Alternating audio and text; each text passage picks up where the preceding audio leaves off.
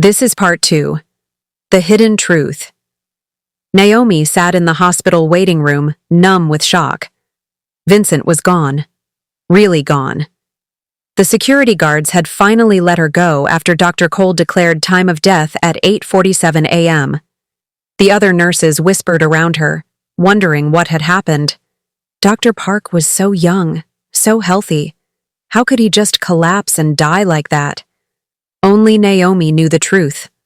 Murder. Cold-blooded murder right in front of her eyes. Dr. Cole emerged from Vincent's room, her face painted with fake sadness. She sat down next to Naomi and put a hand on her shoulder. "I'm so sorry for your loss," Dr. Cole said softly. "I know you and Dr. Park were close." Naomi wanted to jerk away from her touch, but she forced herself to stay still. She couldn't let Dr. Cole know that she knew anything. "What happened to him?" Naomi asked, her voice shaking. "The preliminary tests suggest a massive stroke. Very sudden, very severe. There was nothing we could do." Dr. Cole squeezed her shoulder. "These things happen sometimes, even to young, healthy people. It's tragic, but it's part of life." Lies, all lies. "Can I see him? One last time?" Naomi asked. Dr. Cole's smile didn't reach her eyes. "Of course, but first I need to ask you something. Did Dr. Park give you anything before he died? Any papers, any belongings?" Naomi's heart raced, but she kept her face neutral. "No, why would he?" "Just routine questions. Sometimes patients give their personal items to their favorite nurses before they pass." Dr. Cole studied Naomi's face carefully. "You're sure he didn't give you anything?" "I'm sure." Dr. Cole stood up. "All right then, you can see him now, but only for a few minutes. We need to prepare the body." Naomi walked into Vincent's room on shaking legs. He looked peaceful lying there, like he was just sleeping. She wanted to scream, to cry, to shake him awake, but security cameras watched from the corners of the room. She leaned down and kissed his forehead, whispering so quietly that only he could hear, if any part of him was still listening. "I'll keep my promises. Both of them, I swear." Then she noticed something. Vincent's hand was curled slightly, like he was holding something.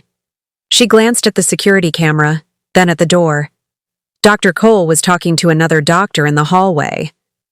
Quickly, Naomi took Vincent's hand as if saying goodbye. Something small and hard pressed into her palm. She closed her fingers around it and slipped it into her pocket without looking. "Goodbye," she said louder for the cameras. "I'll never forget you." She left the room and walked straight out of the hospital. She didn't stop at the nurse's station. She didn't clock out properly. She just walked to her car and drove. Only when she was 3 blocks away did she pull over and look at what Vincent had given her. It was a small key with a number stamped on it. 412. But a key to what? Naomi's phone buzzed. A text from an unknown number. "They're watching you. Don't go home. Don't use your credit cards. Dump your phone after reading this. The key opens a locker at Grand Central Station. Inside you'll find everything you need. Trust no one. J.W. Jessica Wang. The reporter." Naomi's hands shook. How did Jessica know her number? How did she know about the key? Another text came through. "I got your email. I believe you. But Genesis Pharmaceuticals has people everywhere. They probably already know you contacted me. You need to disappear now. The locker has cash, a new phone, and instructions. Go." Naomi looked around. Was someone watching her right now? She didn't see anyone suspicious, but that didn't mean anything. She drove to a public library and parked her car several blocks away. In the bathroom, she pulled the SIM card from her phone and flushed it down the toilet. Then she smashed the phone with her shoe and threw the pieces in different trash cans. She took a taxi to Grand Central Station, paying with the little cash she had in her wallet. The station was crowded with morning commuters. Naomi found the lockers and used Vincent's key in number 412. Inside was a backpack containing $10,000 in cash, a prepaid phone, a fake ID with her photo but a different name, Maya Torres, and a note. The note read, "Naomi, by now you know Vincent is dead. I'm sorry. He was a good man trying to do the right thing. Genesis Pharmaceuticals knows you have information. They're coming for you. Your apartment is probably being watched. Your car has a tracking device on it. I saw them install it last night. Your bank accounts are being monitored. You need to get Victor's daughter Lily and get out of New York. I've included an address where she's staying. The babysitter's name is Rosa Martinez. She knows you're coming. Once you have Lily, take the bus to Philadelphia. There's a safe house there where you can hide while I finish verifying the evidence you sent me. It will take me about 3 days to confirm everything and get it published. After the story goes public, you'll be safe. Genesis Pharmaceuticals will be too busy dealing with federal investigations to worry about you. But until then, you're in extreme danger. They will kill you if they find you. And they will kill Lily too, because she's Victor's daughter and they can't risk her remembering anything her father might have told her. Stay strong. Vincent believed in you, so do I. Jessica Wang. P.S. The babysitter's address is in Brooklyn near Prospect Park. The safe house address in Philadelphia is inside the fake ID. Memorize both addresses, then burn this note. Naomi read the note 3 times, then went to the station bathroom and lit it on fire in the sink, watching the paper turn to ash. She used some of the cash to buy new clothes from a shop near the station. Jeans, a hoodie, sneakers, sunglasses, a baseball cap. In the bathroom, she changed out of her nurse scrubs and stuffed them in a trash can. Looking in the mirror, she barely recognized herself. Maya Torres, the fake ID said. 25 years old, new identity, new life. Except she wasn't starting a new life. She was ending an old one. The life where she was just Naomi Chen, a young nurse trying to make it in New York. That Naomi died when Vincent died. The new Naomi had to be stronger, smarter, more careful. The new Naomi had to save a little girl and expose an evil company. She took the subway to Brooklyn, constantly checking behind her to see if anyone was following. Every face looked suspicious.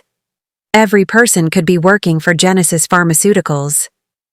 The babysitter's apartment was in an old building with peeling paint.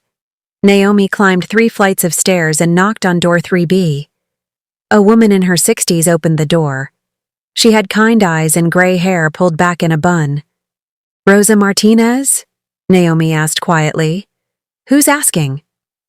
"Vincent Park sent me. I'm here for Lily." Rosa's face crumpled. "Oh no. Something happened to him, didn't it?" Naomi nodded, tears filling her eyes again. "Yes. He's gone." Rosa pulled her inside and locked the door behind them. The apartment was small but clean. Children's toys were scattered across the living room floor. "Victor called me last night," Rosa said, her voice shaking. "He said if anything happened to him, someone would come for Lily. He said to trust whoever had the special key." Naomi pulled out the key from Grand Central Station, showing it to Rosa. "That's it," Rosa confirmed. "He gave me one just like it, said it would prove you were the right person." "Where is Lily?" Rosa pointed to a bedroom door. "Sleeping.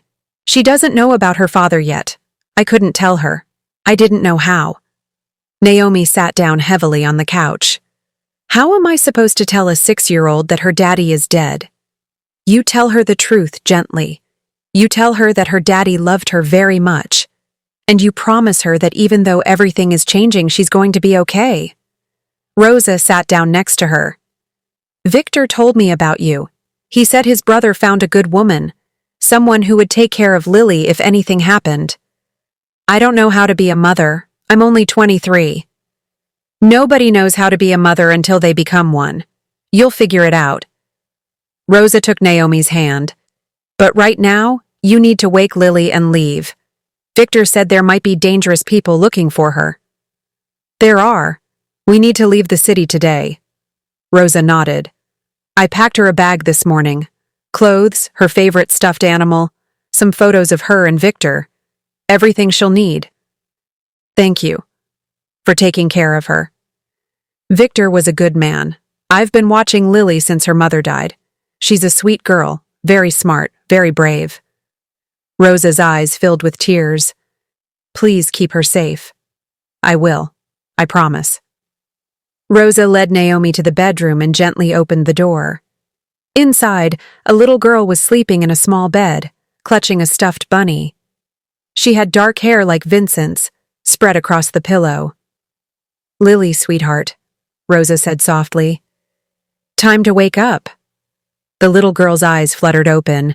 They were brown and bright, just like in the photo Vincent had shown Naomi. Rosa! Lily yawned and sat up. Then she saw Naomi and tilted her head. Who are you? Naomi knelt down beside the bed, trying to smile even though her heart was breaking. Hi, Lily. My name is Naomi. I'm a friend of your daddy's. Where is Daddy? He said he'd come get me yesterday, but he never came. Naomi glanced at Rosa, who nodded encouragingly. Lily, I need to tell you something very important, something very sad. The little girl's face got serious. What happened? Your daddy was very brave. He was trying to help a lot of people. But something bad happened and Naomi's voice broke. And he went to heaven last night. Lily stared at her. Heaven? Like where Mommy is? Yes, like where your mommy is. But Daddy said he'd never leave me alone. Tears ran down Naomi's face. You're not alone. Your daddy asked me to take care of you. He wanted me to make sure you're safe and loved. Lily's bottom lip trembled. I don't understand. Why can't Daddy come back? Because when people go to heaven, they can't come back. But they still love us, even from far away. Your daddy loves you so, so much, Lily. That's why he asked me to watch over you. The little girl started crying. Deep, gut-wrenching sobs that broke Naomi's heart into a million pieces. Naomi pulled her into her arms, holding her while she cried, rocking her back and forth. I want my daddy, Lily sobbed. I want my daddy back. I know, sweetheart. I know. They sat like that for a long time, Lily crying and Naomi holding her, both of them mourning people they'd lost. Finally, Lily's sobs quieted. She pulled back and looked at Naomi with red, puffy eyes. Are you going to leave me too? She asked in a small voice. No, never. I promise I'll stay with you always. Do you pinky promise? Naomi held out her pinky finger. I pinky promise. Lily wrapped her tiny pinky around Naomi's. Okay, then I'll go with you. Rosa helped them pack quickly. She gave Lily her favorite clothes, her bunny, a photo album, and some books. She also gave Naomi all of Lily's important papers: birth certificate, medical records, school information. There's one more thing, Rosa said, pulling out a letter. Victor left this for Lily. He said to give it to her when she's older, when she can understand everything. Naomi took the letter and tucked it safely in the backpack with the cash. Thank you for everything, Naomi said, hugging Rosa. Take care of that little girl, and take care of yourself. Rosa whispered in her ear. Victor trusted you. That means something. Naomi took Lily's hand, and they left the apartment. They took a taxi to the Port Authority bus terminal, where Naomi bought 2 tickets to Philadelphia using cash. On the bus, Lily sat by the window, watching New York City disappear behind them. She was quiet, holding her stuffed bunny tight. Are you scared? Naomi asked gently. Lily nodded. A little bit. Me too. But we're going to be brave together, okay? Okay. Lily looked up at her. Did you love my Uncle Vincent? Rosa told me Daddy had a brother who was a doctor. Naomi's breath caught. Yes, I loved him very much. Did he go to heaven too? Yes. Lily was quiet for a moment. Are you sad? Very sad. Just like you're sad about your daddy. Then we can be sad together. Naomi pulled Lily close, and the little girl rested her head on Naomi's shoulder. Within minutes, Lily was asleep, exhausted from crying. Naomi looked out the window as they drove through New Jersey. Somewhere behind them, Genesis Pharmaceuticals was probably searching for her. Dr. Cole had probably already searched her apartment, questioned her friends, tracked her car. But they wouldn't find her. Not yet. She had 3 days to hide while Jessica Wang verified the evidence and published the story. 3 days to keep Lily safe. 3 days to grieve for Vincent and Victor. 3 days until Genesis Pharmaceuticals would pay for what they'd done. The bus ride took 2 hours. When they arrived in Philadelphia, Naomi pulled out the fake ID to check the safe house address. It was printed on the back, so small you'd miss it if you weren't looking. 2847 Maple Street, apartment 6F. They took a taxi to an old neighborhood on the east side of the city. The apartment building looked run down from outside, but inside it was clean and quiet. Naomi used another key from the backpack to open apartment 6F. Inside was a small but comfortable space. 1 bedroom, a bathroom, a kitchen with a couch in the living area. Someone had stocked the fridge with food and left clean sheets on the bed. "Is this where we're going to live now?" Lily asked, looking around. "Just for a few days. Then we'll find a better place." "Can I have my own room?" Naomi's heart ached. Lily was trying so hard to be brave, to accept this new life. "Yes, sweetheart. When we find our permanent home, you'll have your own room, I promise." Lily nodded and sat down on the couch, hugging her bunny. She looked so small, so lost. Naomi sat beside her. "Are you hungry?" "A little bit." They made peanut butter sandwiches and ate them in silence. Then Naomi turned on the TV, finding a cartoon channel for Lily to watch while she explored the apartment more carefully. In the bedroom closet, she found another backpack. Inside were passports. Real ones this time, not fake IDs. One for Naomi Chen and one for Lily Park. There was also a note from Jessica Wang. "These are your real passports in case you need to leave the country quickly. I'm working as fast as I can to verify the evidence. Vincent's files are extremely detailed, but I need to confirm some facts before I publish. I've already contacted several victims who appeared in the videos. They're willing to go on record. Stay inside as much as possible. Don't use the internet. Don't call anyone. Don't let Lily go outside alone. I'll contact you on the burner phone when it's safe. You're doing great. Stay strong. J.W." Naomi put the passports in her own backpack and returned to the living room. Lily had fallen asleep on the couch, her bunny clutched to her chest. Naomi covered her with a blanket and sat down in a chair, finally letting herself feel everything. Vincent was dead. Gone forever. She'd never see his smile again, never hear his laugh, never feel his arms around her. They'd only had 3 weeks together, but it had felt so much more.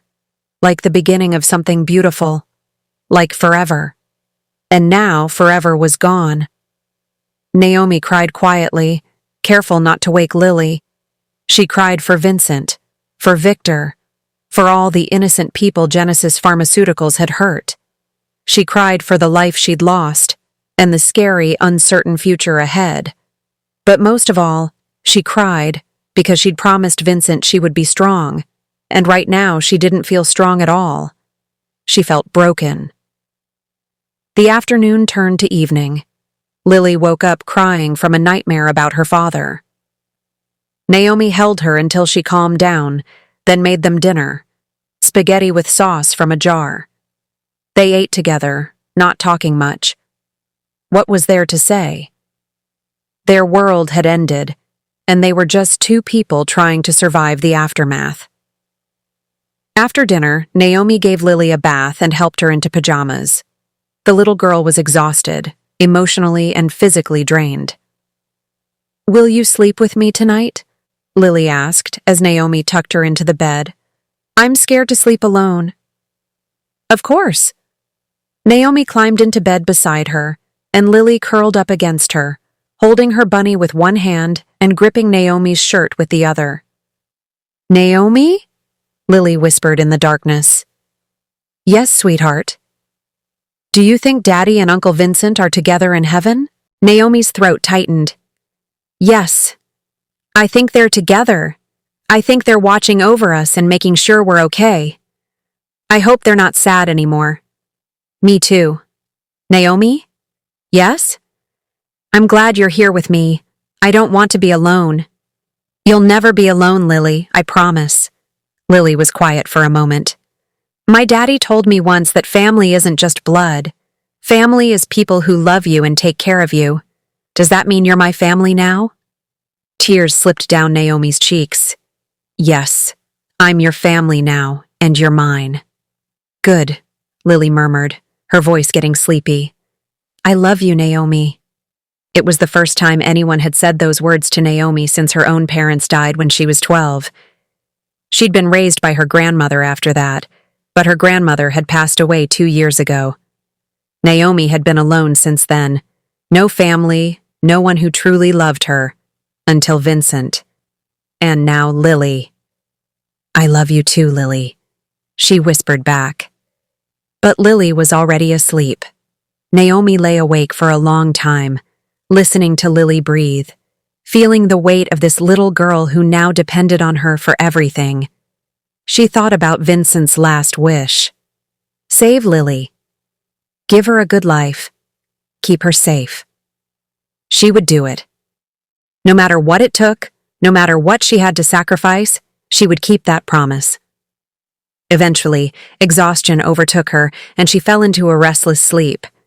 She dreamed of Vincent. They were back on the hospital roof, holding each other under the stars. But this time, when she looked at his face, he was crying. You have to know the truth, Dream Vincent said. About Genesis Pharmaceuticals, about your parents. My parents? What about them? They didn't die in a car accident, Naomi. Genesis Pharmaceuticals killed them, and you're next. Naomi woke up gasping, her heart racing. It was just a dream, just a nightmare, but it had felt so real. She looked at the clock. 3:17 a.m. Lily was still sleeping peacefully beside her. Naomi got up quietly and went to the living room. She pulled out the burner phone Jessica had given her, tempted to call someone, anyone. But Jessica's note had said not to use it unless it was an emergency. Instead, Naomi opened the backpack and pulled out all of Victor's documents about Lily. Birth certificate, medical records, school papers. As she looked through them, something caught her eye. Lily's medical records showed she'd been born at Brooklyn Memorial Hospital, the same hospital where Naomi worked, the same hospital where Genesis Pharmaceuticals was conducting illegal experiments. And the delivering doctor's name made Naomi's blood run cold. Dr. Miranda Cole. Naomi's hands shook as she kept reading. Lily had been born 6 years ago, October 2019. Her mother had been a woman named Diana Park, Victor's wife. Diana had died 2 years ago from complications during a routine surgery. Surgery performed at Brooklyn Memorial Hospital by Dr. Miranda Cole. Naomi felt sick. Had Dr. Cole killed Diana too? How deep did this conspiracy go? She kept searching through the papers and found something else, a newspaper clipping from 13 years ago. The headline read, "Local couple dies in tragic accident." Naomi read the article, her heart pounding. James and Susan Chen, both 35, died last night when their car crashed on Route 80. Police say the couple lost control of their vehicle and drove off a bridge. Their 10-year-old daughter Naomi survived the crash with minor injuries and is currently in stable condition at Brooklyn Memorial Hospital. Investigators are still determining the cause of the accident, though weather conditions were clear at the time. The Chens worked as researchers for a local pharmaceutical company. Naomi stopped reading. Her parents. They'd worked for a pharmaceutical company. With shaking hands, she grabbed the flash drive evidence from her backpack. She'd made a copy before leaving the coffee shop locker. She plugged it into the burner phone and searched through the files. There, in a folder labeled Former Employees, her parents' names, James Chen and Susan Chen. She opened their file and read, James and Susan Chen were lead researchers for Genesis Pharmaceuticals from 2010-2012. They worked on the early development of Project Memoria. In 2012, they discovered the unethical nature of the program and threatened to expose the company. They were eliminated on October 15, 2012. Death was staged as a car accident. Their daughter Naomi, age 10, survived, but has no memory of the incident due to trauma. Naomi's whole body went numb. Her parents hadn't died in an accident. They'd been murdered by Genesis Pharmaceuticals because they'd tried to stop Project Memoria, the same project Vincent and Victor had been fighting against. And Naomi had no memory of that night because of trauma. Or had she been given Memoria? Had they erased her memories of what really happened? She kept reading, her hands shaking so hard she could barely hold the phone. Note: Naomi Chen was present during the incident and witnessed the execution of her parents. She was administered a small dose of Memoria to erase memories of the event. Subject was monitored for years to ensure no memory recovery. All monitoring ceased in 2020 when subject turned 18 and was no longer considered a threat. Naomi dropped the phone. They'd killed her parents right in front of her, and then they'd stolen her memories of it.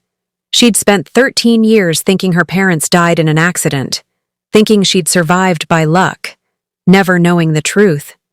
Her whole life had been a lie, and now she was fighting the same company that had destroyed her family. This wasn't just about keeping Vincent's promise anymore. This was personal. Genesis Pharmaceuticals had taken everything from her parents, her memories, her innocence. And now they'd taken Vincent too. But they wouldn't take Lily, and they wouldn't get away with any of it. Naomi picked up the phone again and kept reading. There was more. Additional note: Naomi Chen's grandmother, Margaret Chen, agreed to raise the child in exchange for monthly payments from Genesis Pharmaceuticals. The grandmother was instructed never to tell Naomi the truth about her parents' work or death.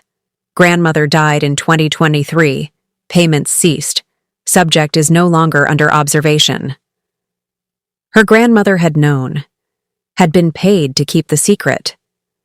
Naomi felt like her entire world was crashing down around her. Everyone she'd trusted had lied to her. Her whole life had been controlled by Genesis Pharmaceuticals without her even knowing it. A noise from the bedroom made her jump. Lily was calling for her. Naomi quickly hid all the papers and went to the bedroom. Lily was sitting up in bed, tears on her face. "I had a bad dream," Lily said. "I dreamed that Daddy was calling for help, but I couldn't find him." Naomi climbed back into bed and held her. "It was just a dream, sweetheart. You're safe now." But as she held Lily, Naomi's mind raced. Genesis Pharmaceuticals had killed her parents. They'd killed Diana, Victor's wife. They'd killed Victor and Vincent. They'd ruined countless lives with their experiments. And according to the files, Dr. Miranda Cole had been involved in all of it. She'd been delivering Doctor when Lily was born. Had she done something to Lily then? Had she marked Lily somehow, the way she marked other patients for experiments? Naomi needed to get this information to Jessica Wang immediately.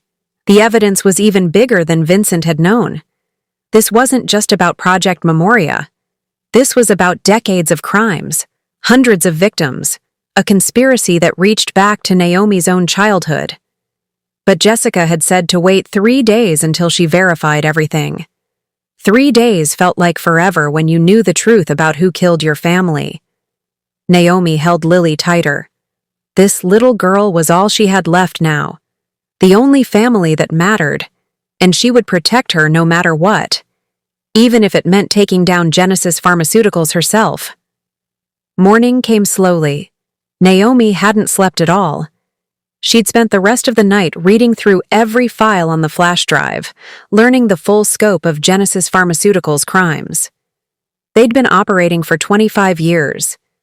They'd tested drugs on over 3,000 people without consent. Hundreds had died. Thousands more had their memories erased, their identities stolen, their lives destroyed. And it was all run by one man, Dr. Alexander Cade, the CEO of Genesis Pharmaceuticals. He was the mastermind behind everything. The files showed his signature on every authorization, every payment, every order to silence witnesses. Naomi memorized his face from the photos. 60 years old, silver hair, cold blue eyes. He looked like a respectable businessman, but he was a monster. And according to the files, he was Vincent and Victor's father. The father who'd abused them as children. The father whose death had been faked so he could continue his evil work in secret. Vincent had been trying to stop his own father. Naomi felt a new wave of grief wash over her.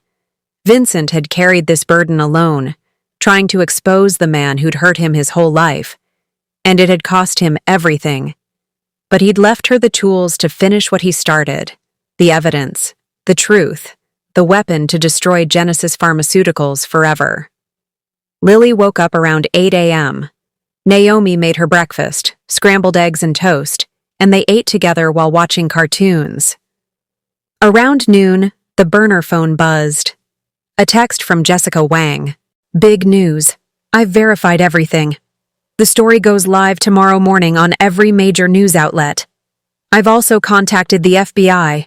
They're opening an investigation. You did it, Naomi. Genesis Pharmaceuticals is finished. One more day in hiding, then you can come out. You'll both be safe soon. Naomi felt a weight lift from her chest. One more day. They just had to survive one more day. She texted back. There's something else you need to know. Check the file labeled Chen family. That's my parents. Genesis killed them 13 years ago. This is bigger than we thought. A minute later. Oh my God. I'm so sorry. I'll include this in the story. This proves they've been doing this for decades. Naomi, you're incredibly brave. I'm not brave. I'm just angry. Anger can be powerful. Use it. Tomorrow Genesis Pharmaceuticals falls. For Vincent, for Victor, for your parents, for everyone they hurt. Naomi put down the phone and looked at Lily, who was playing with her bunny on the floor. Tomorrow the truth would come out. Tomorrow Dr. Cole and Dr. Cade and everyone else would be arrested. Tomorrow justice would finally happen. But tonight, Naomi had one more thing to do. She had to read Victor's letter, the one he'd written for Lily to read when she was older. That evening, after Lily fell asleep, Naomi pulled out the letter Rosa had given her. She knew she shouldn't read it. It was meant for Lily. But something told her she needed to see what Victor had written. She carefully opened the envelope and read, My dearest Lily, if you're reading this, then I'm gone. I'm so sorry, baby girl. I'm sorry I couldn't be there to watch you grow up, to see you graduate, to walk you down the aisle someday. I want you to know that everything I did was to protect you and make the world safer. I made mistakes in my life, terrible mistakes, but you were never one of them. You were the best thing that ever happened to me. Your mother was a good woman, and they killed her because of me, because she knew too much about the company I was investigating. I will never forgive myself for that. I tried to make it right. I tried to stop the people who hurt her and so many others. I hope I succeeded. I hope the person reading this to you, Naomi, was able to finish what I started. Naomi is special, Lily. She doesn't know it yet, but her parents were heroes too. They tried to stop Genesis Pharmaceuticals before I did. They paid the ultimate price. Now Naomi is paying it too, by taking care of you.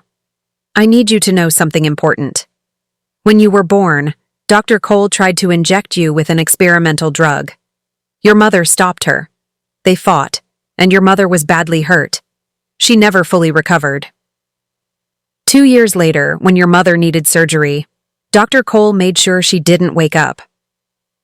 I'm telling you this not to scare you, but because you deserve to know the truth, and because I need you to understand why I'm asking Naomi to keep you away from hospitals, away from doctors you don't know, away from anyone connected to Genesis Pharmaceuticals. You're in danger, Lily, not because of anything you did, but because you're my daughter. Because your DNA could prove everything. Prove that they tested drugs on me when I was a child. Prove the genetic damage they caused. Prove their crimes. Naomi will protect you. Trust her. Love her. She's your family now. I love you forever, my sweet girl. Daddy. Naomi's hands shook as she finished reading. Lily was in danger because her DNA was evidence. That's why Genesis would come for her if they knew she existed. That's why Naomi had to keep her hidden, keep her safe. But tomorrow, when the story went public, Lily's existence would be revealed. The files mentioned her. The evidence showed Dr. Cole's attempt to inject her as a newborn. Genesis Pharmaceuticals would come for Lily with everything they had. One more day wasn't enough. Even after the story went public, even after arrests were made, Lily would never be truly safe as long as anyone from Genesis was still free. Naomi made a decision. She couldn't wait for justice to happen. She had to make it happen herself. Tomorrow morning, before the story went public, she would do something dangerous, something crazy. She would go back to New York, she would confront Dr. Cole, and she would make sure that woman could never hurt anyone again. To be continued. Type yes if you're ready for part 3, where Naomi returns to Brooklyn Memorial Hospital for a dangerous confrontation with Dr. Cole, discovers Dr. Alexander Cade is still alive and hunting them, and learns a shocking secret about Lily that changes everything.